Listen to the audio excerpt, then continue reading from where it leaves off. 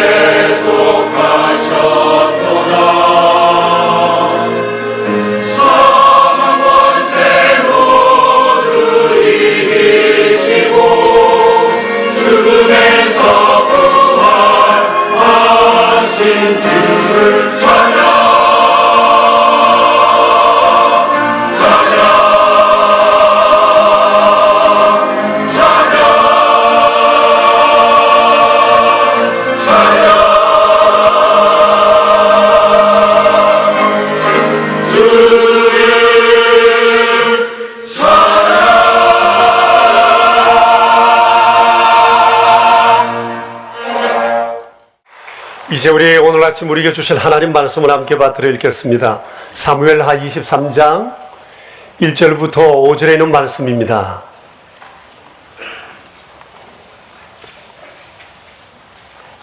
사무엘하 23장 1절에서 5절에 있는 말씀, 살아계신 하나님의 말씀입니다. 우리 함께 주님의 말씀을 받들어 읽겠습니다.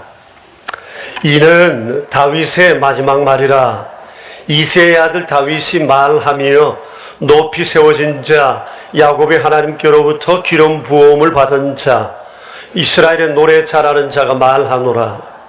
여호와의 영이 나를 통하여 말씀하시며 그의 말씀이 내 혀에 있도다. 이스라엘의 하나님이 말씀하시며 이스라엘의 반석이 내게 이르시기를, 사람을 공의로 다스리는 자, 하나님을 경외함으로 다스리는 자여, 그는 돋는 해의 아침 빛 같고 구름 없는 아침 같고 비 내린 후의 광선으로 땅에서 움이 돋는 새풀 같으니라 하시도다. 내 집이 하나님 앞에 이같지 아니하냐? 하나님이 나와 더불어 영원한 언약을 세우사 만사에 구비하고 견고하게 하셨으니 나의 모든 구원과 나의 모든 소원을 어찌 이루지 아니하시랴. 아멘. 지난 주일 우리는 하나님께서 다윗 집과 약속하셨던 영원한 언약에 관한 말씀을 묵상했습니다. 영원한 언약, 말만 들어도 우리의 가슴을 설레게 합니다. 하나님께서 그때 다윗과 언약했던 내용들을 여러분 기억하시겠습니까? 여러 가지 내용들이 있었지만 그 중에 가장 핵심되는 것, 그것은 내가 너의 집을 세워주겠다. 영원히 견고히 세워주리라는 약속이었습니다. 다윗이 얼마나 감격했는지 모릅니다. 그래서 계속 내 집, 내 집, 내 집. 집에 관한 관심을 얼마나 그가 쏟아내었는지 모릅니다. 그 이후에 다윗은 하나님의 언약을 가슴에 품고 이 언약이 영원히 이루어지기를 소망하고 소원하며 살았습니다. 이런 사실을 5절에서 이렇게 얘기합니다. 하나님이 나와 더불어 영원한 언약을 세우사 만사에 구비하고 견고케 하셨으니 나의 모든 구원과 나의 모든 소원을 어찌 이루지 아니하시겠는가 라고 고백을 했습니다. 여러분, 이 영원한 언약이 이룰 효과에 대해서 오늘 5절 뒤에서 이렇게 얘기합니다. 만사에 구비하게 하신다. 그리고 만사를 견고히 하신다. 그러니 만사가 우리의 인생뿐만 아니라 세상 전 역사라고 생각했을 때 역사를 제대로 구비시키고 견고하게 하시는 바탕에 하나님의 영원한 언약이 있다. 그 얘기입니다. 이 영원한 언약의 정점이 바로 예수님이십니다. 여러분, 이 영원한 언약은 성경의 가장 중요한 주제입니다. 하나님의 나라를 이루는 바탕이 됩니다. 어떤 사람들은 그런 얘기를 합니다. 나도 성경 많이 읽었고 성경에 대해서 다 안다. 그렇게 말하시는 분들 종종 만나보셨을 텐데, 만일 그가 성경을 많이 알아도 영원한 언약을 모르면 그는 성경을 아는 것이 아닙니다. 성경은 영원한 언약에 관한 말씀이기 때문에 그렇습니다. 우리 만일 그리스도인들이 교회는 나오는데 영원한 언약에 대해서 경험하지 못했다면 그는 그리스도인이 아닙니다. 가짜입니다. 여러분, 내 믿음이 진짜인가 가짜인가? 영원한 언약의 정점이신 그리스도에 대한 믿음이 내게 있는가? 그것을 우리가 한번 돌아보아야 합니다. 여기 구약 성경과 신약 성경 할 때 약이라는 이 단어가 언약이라는 뜻이에요. 그러니까 생각해 보세요. 예수님을 믿으면서 성경을 안다면서 언약, 영원한 언약을 모르면 모르는 겁니다. 그는 믿는 것이 아닙니다. 성경을 지식으로 알기는 하지만 성경의 핵심을 모르는 비껴간 그런 것이라고밖에 얘기할 수가 없습니다. 근데 하나님께서 다윗에게 영원한 언약을 허락하시고 만사에 구비하고 모든 것을 견고케 하시는 기초가 될 이 약속을 그에게 주셨던 겁니다. 그런데 이 영원한 언약이 예수님의 십자가와 부활로 성취되었다고 하는 사실입니다. 물론 다윗은 주님의 부활을 보질 못했지만 멀리서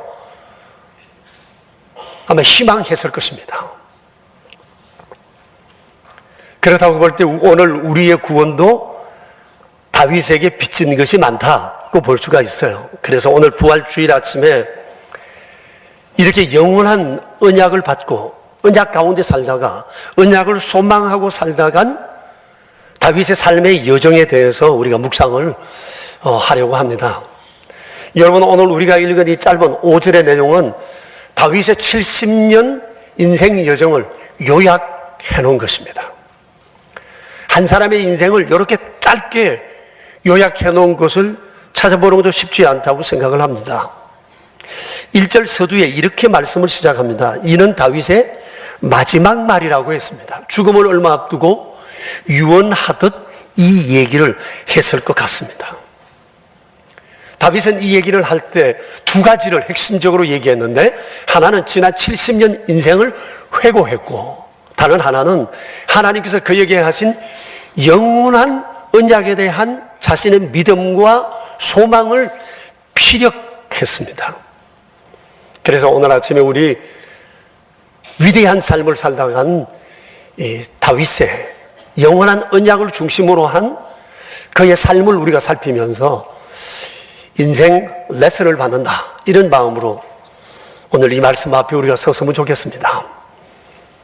우리 역시도 영원한 언약 속에 있고 영원한 언약을 바라보며 살아가는 사람이기 때문에 우리 먼저 이런 삶을 살아간 다윗의 삶은 오늘 내가 어떻게 살아가야 될 것인가에 대한 좋은 귀감이 된다고 생각이 되어집니다.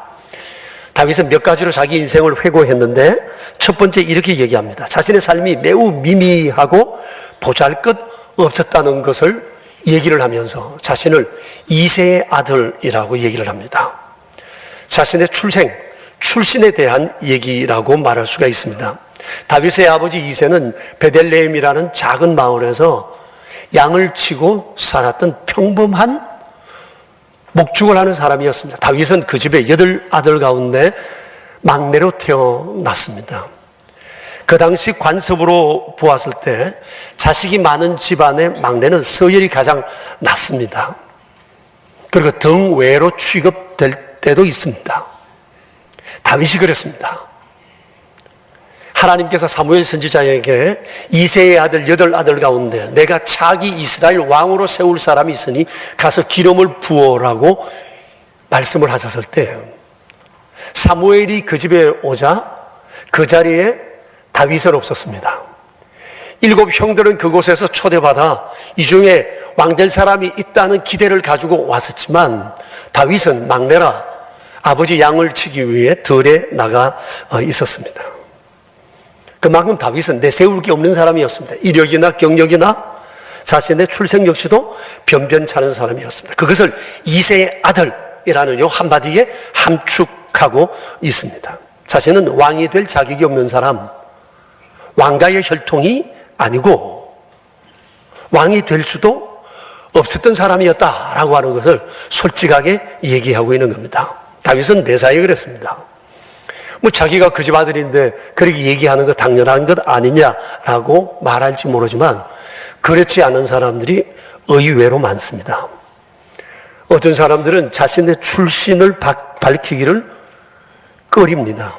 집안을 부끄러워하고 고향을 부끄러워하고 또 살아온 삶의 과정을 부끄러워해서 아예 그런 얘기를 꺼내려 하지 않는 사람들이 의외로 많습니다. 또 어떤 사람은 부풀려서 말하기도 합니다.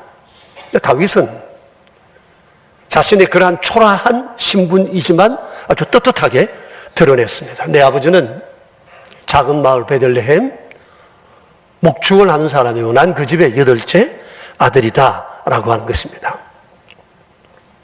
그리고 나서 그는 이후 왕이 된 사실에 대해 얘기를 했는데 이렇게 자신을 소개합니다.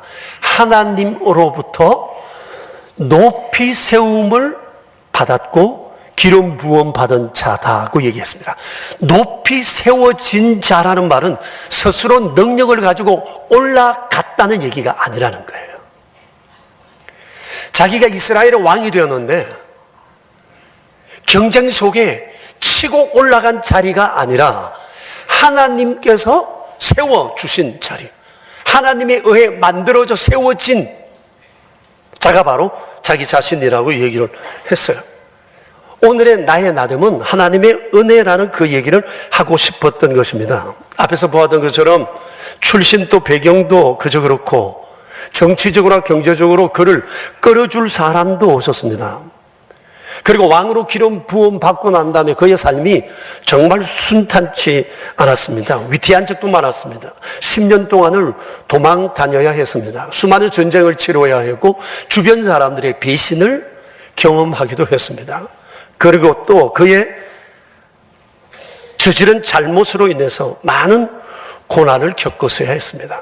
그런 중에도 그가 대외적으로 존경받는 사람으로 국가의 지도자로 소위 말하는 글로벌 리더로 설 수 있었던 것은 나의 나됨이 내 스스로 노력으로 성취한 것이 아니라 그 모든 과정 속에 하나님이 함께 하셔서 나를 높이 세워 여기에 있게 했다고 얘기하는 겁니다. 다윗은 나는 하나님의 손에 의해서 만들어진 존재다. 하나님이 나를 높이 세워주셨다고 겸손히 고백하고 있습니다.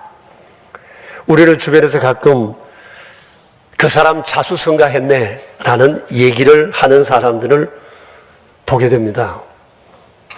자수성가라는 말은 기독교적 용어가 아닙니다. 그리스도인의 알파와 오메가는 오직 하나님이기 때문에 그렇습니다. 신앙이란 하나님을 기대어 서는 겁니다. 우리는 평생 마지막 순간까지 하나님 기대어 살다가 가는 사람들입니다. 그렇기 때문에 자수성가라는 말은 그리스도인에겐 어울리지 않습니다. 내가 했다는 거잖아요. 내 능력으로 내가 성취했다는 거잖아요. 우리 그리스도인은 처음부터 끝까지 하나님에 의해 만들어져 가는 존재라고 하는 겁니다. 오직 하나님의 은혜일 뿐입니다. 예컨대 돈을 벌었어요. 이 돈 뼈 빠지게 일해서 번 겁니까? 이리저리 하나님이 도와주시고 이끌어 주셔서 내가 소득하게 된 겁니까? 만일 내가 뼈 빠지게 일해서 번 돈이라면 이 돈으로 헌금하는 거 쉽지 않습니다. 어렵습니다. 어떻게 번 돈인데요?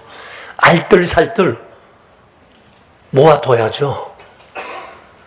내가 뼈 빠지게 일해서 번 돈이라는 생각을 가지면 와이프한테도 이 돈 못 줍니다. 그래서 안 주는 사람도 있을지 모릅니다.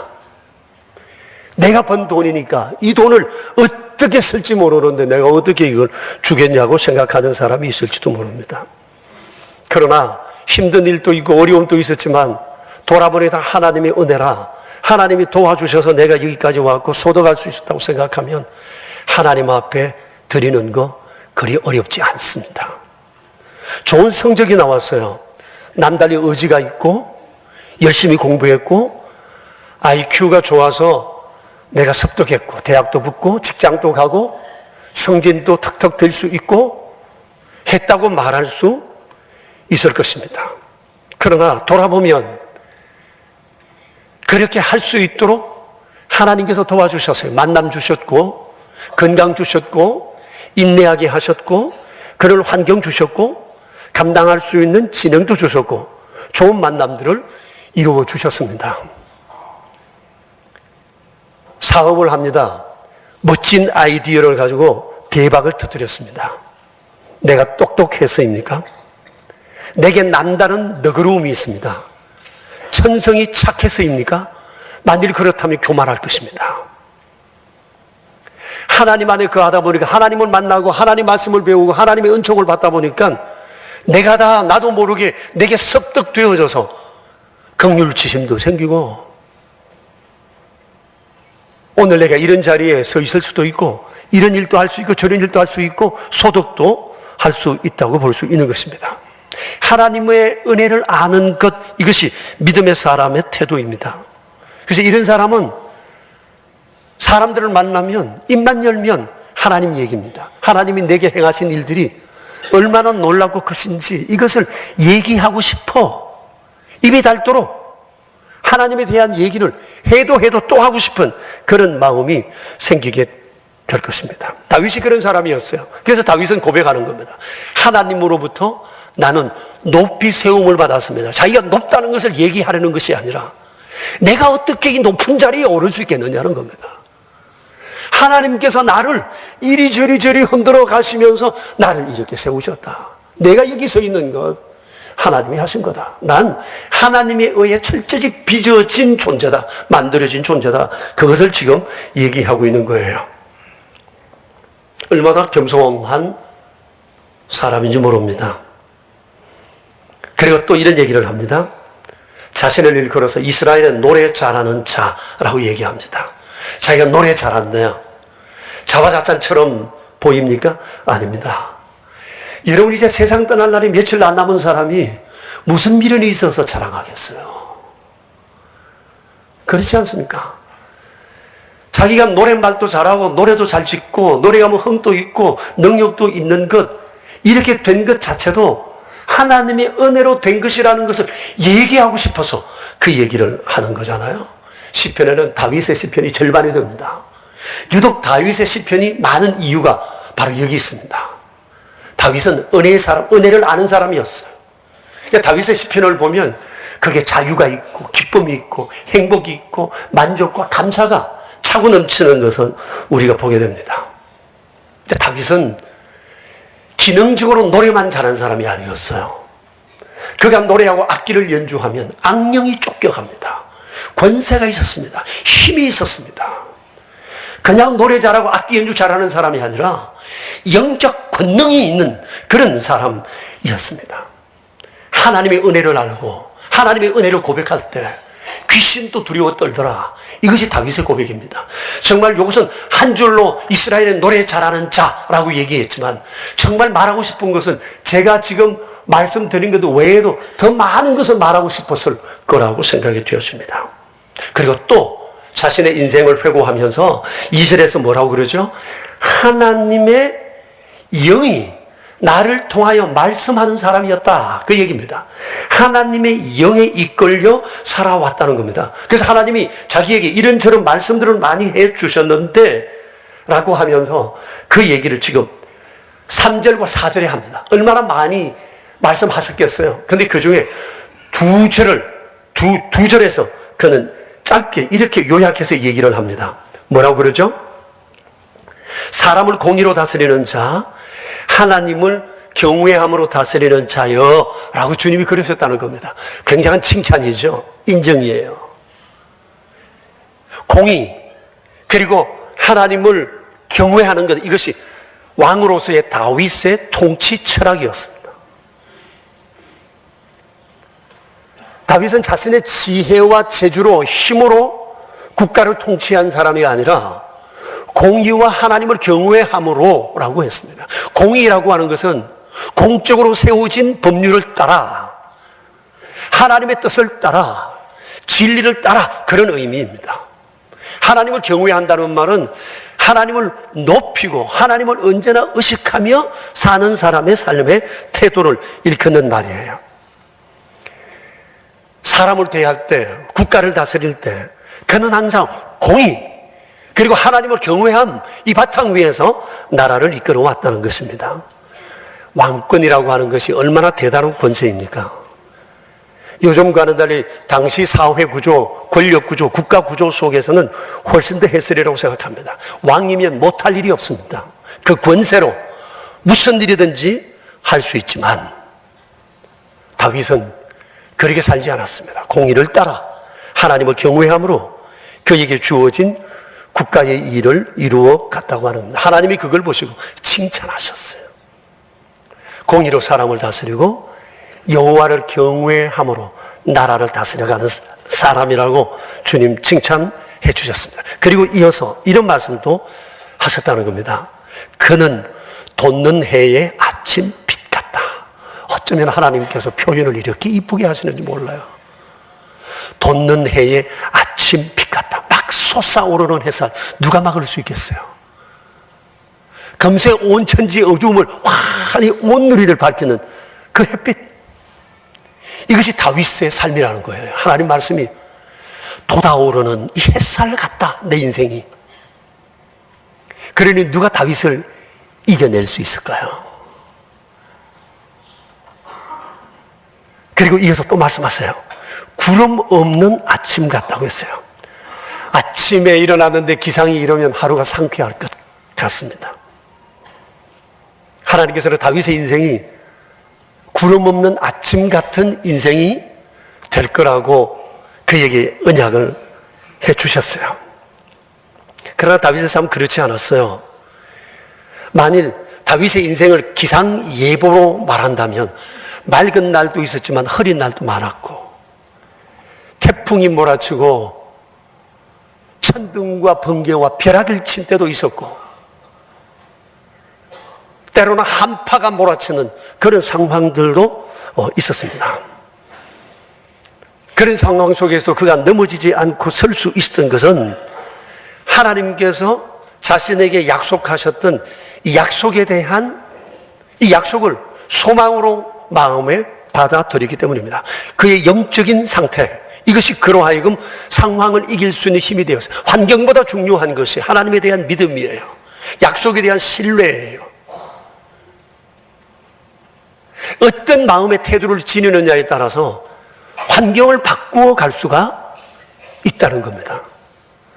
다윗은 그의 인생이 항상 맑은 날만 있는 것이 아니었지만 그 모든 환경을 극복할 수 있었던 것은 그에게 해주신 이 하나님의 약속, 이걸 붙들었기 때문이었어요. 그리고 또 주님 말씀하셨어요. 너는 비 내린 후에 광선으로 땅에서 우미 돋는 새풀 같다. 여러분 이런 거 보면 밑줄 긋고 싶지 않으세요? 예? 비 내린 후에 광선으로 땅에서 우미 돋는 새풀 같다. 강한 생명력 어디서 나오나요? 봄 기운을 받아 땅에서 올라오는 새풀들을 보셨습니까? 비 온 후에 햇빛 속에 자라는 어느 누구도 막을 수 없는 작아 보이지만 엄청난 힘으로 땅을 뚫고 올라오는 그 식물들을 보지 않습니까? 하나님께서 이렇게 말씀을 하시면서 네 인생 그럴 거라 하시면서 모든 인생은, 너의 삶은 내 손에 있다, 그것을 말씀하신 겁니다. 다윗은 이것을 알았어요. 나의 나됨은 하나님의 은혜라는 것, 하나님께서 나를 돋는 내 아침 빛 같고 구름 없는 아침 같고 비 온 후에 광선으로 돋는 새풀 같은 인생으로 만들어 주신다고 하는 이 약속을 다윗은 굳게 믿었던 겁니다. 여러분, 이런 믿음을 가지는 것은 너무 중요합니다. 다윗뿐만 아니라 우리도 하나님께 특채된 사람들이에요. 하나님께서 러브콜 하셨잖아요. 일방적으로. 특채라는 말이에요. 현대적 용어로 말한다면. 그리고 뒤에서 하나님은 끊임없이 돌봐주세요. 함께 하시오. 우리를 빚으시고 만들어 가시는 거예요. 그러시다가 올리시고 더 높이 올리시고 높이 올리시는 하나님이시라는 거죠. 그걸 지금 말씀하시는 겁니다. 다윗은 이걸 붙잡고 살았다는 겁니다. 내 인생, 내 가정, 내 자녀, 내 사업, 내 하는 일, 모든 것을 다 높이 들어 세우는 분이 하나님이시라는 거예요. 인생을 회고하면서 내가 지금까지 살아온 삶의 여정 속에 하나님이 함께 하셔서 이렇게 되어졌다, 그 얘기를 하고 있어요. 그러면서 5절에서 생을 마감하는 그 자리에서 그는 자신을 참회합니다. 서두에 뭐라고 그래요? 5절에서 내 집이 여호와 앞에 이같지 아니하냐. 어떻게 생각하면 하나님께서 다 이루셨다는 것에 대한 만족한 고백처럼 들리지만 성경 원어의 의미는 그렇지 않아요. 성경 원어의 의미는 이렇습니다. 내 집이 여호와 앞에 이와 같지 아니하였으나, 이런 뜻입니다. 부정사로 쓰여져 있습니다. 그런데 현대 성경 신학자들이 이것을 의문사로 바꾸어 해석을 하고 있습니다. 결론적으로는 이게 맞습니다. 그러나 요 구절의 자구적 해석은 그게 아닙니다. 다윗이 지금 마지막 참회하는 겁니다. 내가 목동의 아들로 태어나서 참으로 아무도 나를 돌아보지 않은 내가 하나님의 은혜를 입어 왕이 되고 수많은 주의 도우심 속에 이렇게 살아왔는데, 돌아보니 내가 왕으로서 하나님의 뜻대로 내가 제대로 살지 못하였음에도 불구하고 하나님께서 나를 여기까지 세워 주셨다고 하는 사실이에요. 사실이 그랬거든요. A 플러스 상을 산 것은 아니었어요. 허물진 일이 많았죠. 그 중에 결정적인 허물이 뭐예요? 충신의 아내를 간음한 겁니다. 자기 아내로 삼은 겁니다. 그리고 그 남편을 고의적으로 사지에 보내어서 전사하게 했습니다. 하나님께서 이 사실을 보시고 네가 나를 멸시했다고 그러세요. 그러시면 네 집에 칼이 떠나지 않을 거라고 말씀을 하셨는데, 이 일로 인해서 다윗이 겪어야 했던 고난의 얘기가 사무엘나 12장부터 21장에 고스란히 나타납니다. 우리가 이번 주간 읽었던 내용이 바로 이 내용입니다. 이렇게 엄청난 어려움을 겪으면서 다윗이 붙드는 게 딱 하나 있습니다. 그게 뭔가 하니 하나님이 자기에게 해주신 영원한 언약입니다. 하나님이 나와 영원한 언약을 세우시고 만사에 구비하고 견고하게 하셨고, 나의 모든 구원과 나의 소원을 주님이 어찌 이루지 않겠느냐고 그 확신을 하고 있습니다. 다윗의 고백인 즉, 내가 비록 잘못해서 매를 맞고는 있지만 나는 망하지는 않을 거라는 겁니다. 왜냐하면 하나님께서 내게 이 약속을 해주셨기 때문에요. 내 잘못으로 내가 피 터지게 맞고 있지만 난 망하진 않는다. 나의 의로움이 아니라 하나님의 그 신실하심이 나를 죄 가운데 지키고 고난 가운데 지켜 나를 끌어줄 것이라고 하는 것에 대한 확신이 그에게 있었어요.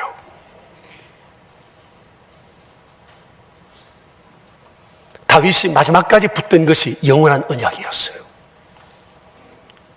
숨이 멎는 마지막 임종 순간까지 그가 붙들었던 것이 바로 이 영원한 하나님의 언약이었어요. 다윗은 알았어요.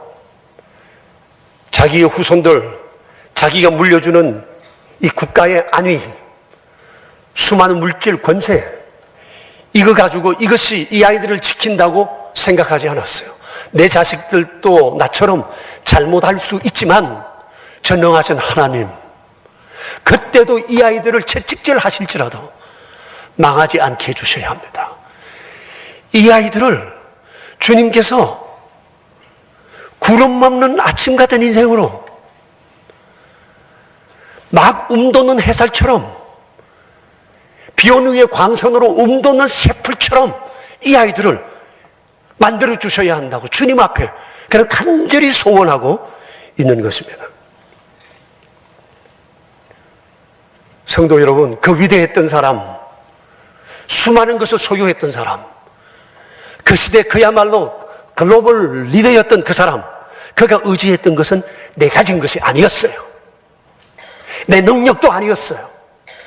영원한 하나님의 언약이었어요. 이것을 신뢰했어요. 숨을 거두면서 그는 이것을 신뢰했어요. 내 집안, 내 집을 이렇게 하나님 지켜주셔야 합니다. 약속하셨지 않느냐고. 그걸 지금 주님 앞에 소원하고 있는 겁니다. 우리 역시 마찬가지입니다. 우리가 세상에서 붙들 것도 하나밖에 없습니다. 하나님과 하나님의 영원한 언약입니다. 세상에 영원한 것은 아무것도 없기 때문에 그렇습니다. 세상의 모든 것은 잠깐 보이다가 없어지는 안개와 같은 것입니다. 그러나 가장 확실한 것은 하나님과 하나님의 그 언약입니다. 우리의 자녀들, 그 아이들을 위해서 내가 할 수 있는 일이 뭐겠습니까? 많은 것을 물려주면 그 아이들의 인생이 행복해지고 견고해질 것 같습니까? 그렇지 않다는 것을 우리는 우리 사회에서 너무나 많이 보고 있습니다. 우리 아이들을 지켜주는 것은 그런 것이 아니라 하나님과 하나님의 영원한 언약입니다. 우리가 물려줄 수 있는 것, 확실히 신뢰할 수 있는 것, 하나님 손에 우리의 자녀들, 내 집안의 미래를 맡기는 것밖에 없습니다. 그런데 이 영원한 언약이 예수님 안에서 성취되었어요. 그 성취의 열매가 십자가와 부활이에요. 문제는 내가 이것을 믿느냐라고 하는 것입니다. 내가 이것을 믿느냐는 거예요. 영원한 언약의 정점이 그리스도시요, 예수님의 십자가와 부활로 인해서 이 언약이 완전하게 성취되었다는 사실을 믿는가라고 하는 거예요. 여러분 믿습니까? 우리가 이것을 믿을 때 우리의 삶에 놀라운 세 가지 효과가 있습니다. 첫째는 영원한 생명을 얻습니다. 부활의 첫 열매 되신 주님처럼 우리도 부활합니다. 둘째는 하나님께서 이 땅에 사는 날 동안 영원히 우리와 함께 하십니다. 그리고 마지막 하나, 다윗에게 하셨던 이 언약이 우리에게도 여전히 유효하다는 사실입니다. 돈 넣는 내 아침빛 같고 구름 없는 아침 같고, 우리의 인생이 비온 후에 광선을 받아 땅에서 움돋는 새풀 같은 인생, 그런 집안 되리라는 이 약속이 우리에게도 여전히 유효하다는 겁니다. 영원한 언약 속에 포함된 하나님의 약속입니다. 그렇기 때문에 사랑하는 여러분, 환경이 지금 어렵고 나를 힘들게 하고 아무리 봐도 길이 보이지 않아도 우리가 의지해야 할 것은 주님 한 분밖에 없습니다. 지금 나는 모든 것이 다 충분하다 할지라도 그것을 믿으면 안 됩니다. 그것을 붙잡으면 안 됩니다. 허당일 수 있습니다. 능력이었던 다윗이 붙든 것은 그것이 아니라 전능하신 하나님과 하나님의 영원한 언약이었습니다.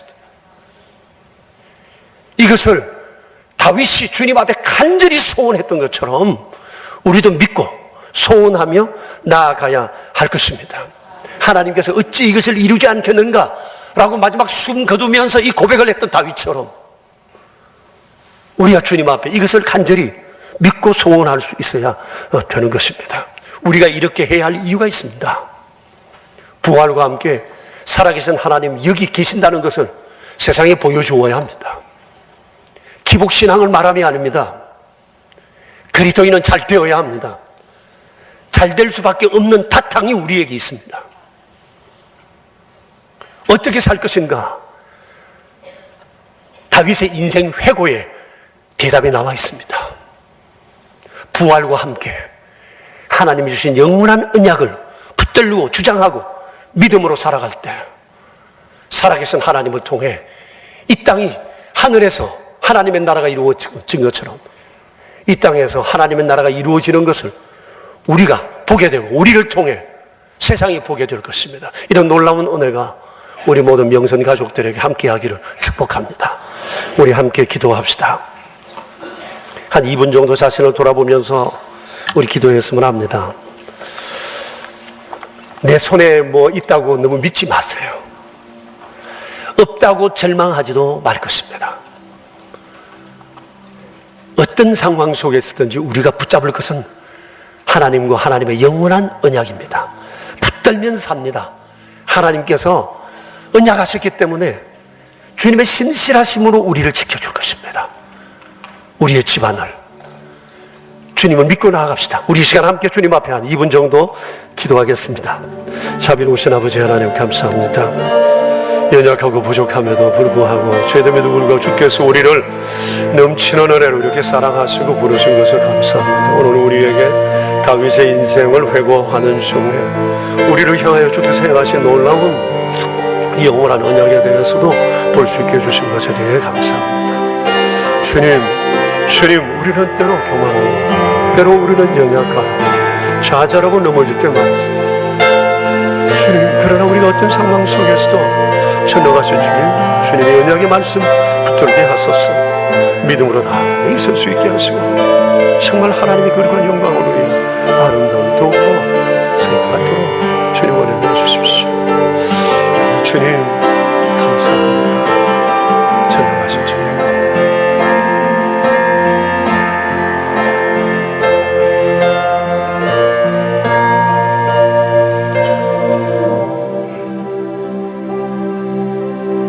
다윗에게 하셨던 영원한 언약이 예수님 안에서 온전히 성취된 그것을 확정하는 부활주일 아침에 그 옛날 다윗에게 하나님 허락하셨던 그 아름다운 영원한 언약을 믿고 산 그분의 삶을 회고하는 귀한 은혜를 우리에게 허락해 주신 것을 감사합니다. 그는 그 시대에 영원한 언약을 믿고 그렇게 살았고 오늘 역시 우리도 영원한 언약을 이루신 그리스도 안에서 그분처럼 그러한 믿음의 길을 걸어가야 됨을 오늘 이 시간 다시금 우리의 마음에 새깁니다.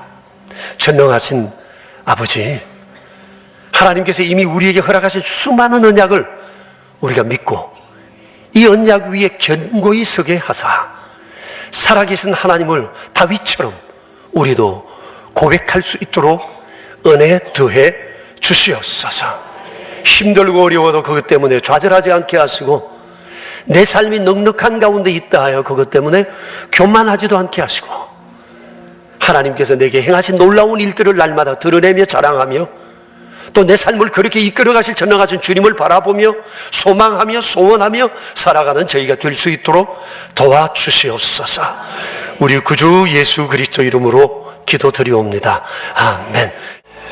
주님 우리 안에 든든한 소망을 가지고 갑니다. 정말 붙들어야 할 것은 하나님과 하나님의 언약의 말씀이라는 사실을 다시 한번 마음에 새롭게 새깁니다. 베풀어 주신 이 놀라우신 은혜 또 앞으로 베풀어 주실 그 귀한 일들을 바라보며 감사함으로 이 시간 귀한 예물 구별하여 드리옵니다. 11조를 구별하여 드린 분이 있습니다. 그리고 감사 예물과 또 부활절을 맞아 드리는 감사의 예물이 여기 있습니다. 아버지여, 원하옵나니 정말 우리의 삶이 날마다 부요하여지고 견고하여져 살아계신 하나님 날마다 높여 사는 삶 되도록 도와주시기 바랍니다. 주정헌금과 오른손 헌금과 완달라 선교 헌금과 사랑의 식탁과 그리고 의무와 비전센터 건축을 위하여 귀한 예물 구별하여 드립니다. 손길마다 은총을 베푸시고 사랑하는 평생 주의 기뻐하시는 일을 행할 수 있는 큰 믿음의 삶 될 수 있도록 도와주시옵소서. 우리 구주 예수 그리스도 이름으로 기도드리오며 이제는 부활이요 생명이 되신 주 예수 그리스도의 은혜와 언약의 정점이 되시는 주 예수 그리스도 안에서 우리에게 수많은 약속을 하시고 행하실 복되신 하나님의 크신 사랑하심과 우리 안에 계셔서 이 거룩한 믿음을 갖게 하시고 믿음을 따라 살아가도록 도우시고 이끄시는 성령님의 교통하심이 모인 저희 무리들과 명절의 모든 가족들과 주님의 몸 되신 교회 위에 이제로부터 영원히 함께 계시옵기를 간절히 축원하옵나이다. 아멘.